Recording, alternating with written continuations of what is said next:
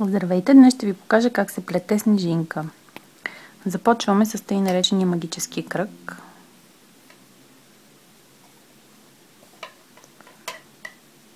От който изваждаме една бримка. Трябва да направим 9 такива бримки. 2, 3, 4, 5, 6, 7, 8, 9. Пристягаме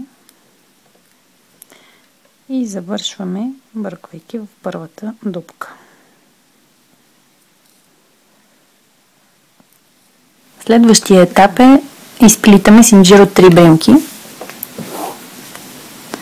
Правиме 2 наметки. Бъркваме в същата дупка и изплитаме 2 по 2 бримките. Пак 2 наметки. И пак изплитаме 2 по 2. Получават се, както виждате, 3 бримки, които изплитаме заедно. След което изплитаме 2 бримки в синджир. Правим 2 наметки. Бъркаме в следващата дупчица. Изплитаме 2 по 2 и последната бримка в този случай.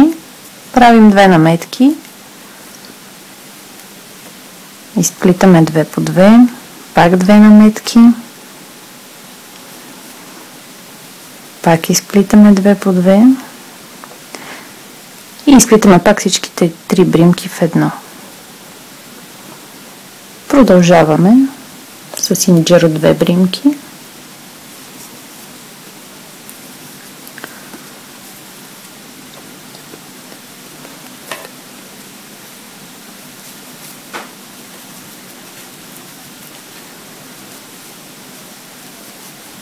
Това нещо се повтаря, докато не направим 8 такива тройки.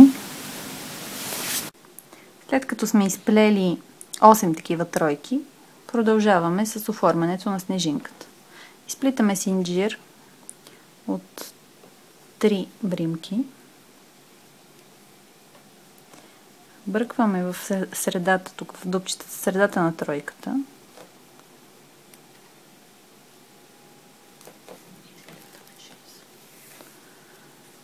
След това изплитаме 6.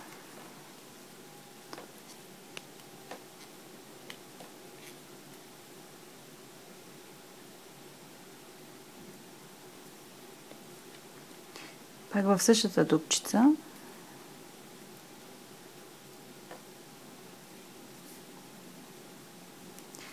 След това пак 3. В същата дупчица.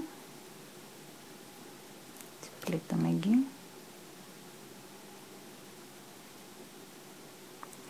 Не се получи много добре. Така. След това плетеме 2 бримки в синджир. Бръкваме в първата дупка и изплитаме ги. От тук плетем 3 бримки в същата дупчица и изплитаме. След това 6 бримки.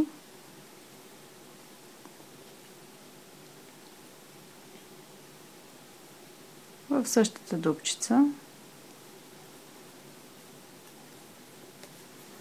След това 3 бримки.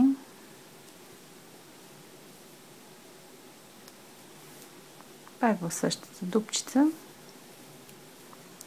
Виждате как започва да се оформят страничките на снежинката. Продължаваме с 2 бримки. С този синджир стигаме до средата на другата тройка. Бъркваме по средата и изплитаме. Плетем отново синджир от 3 бримки. Пак го вплитаме тук. След това 6.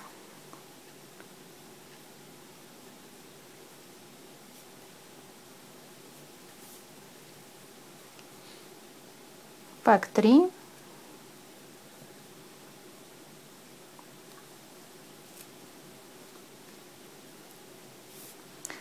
И така продължаваме, докато не изплетем цялата снежинка до край.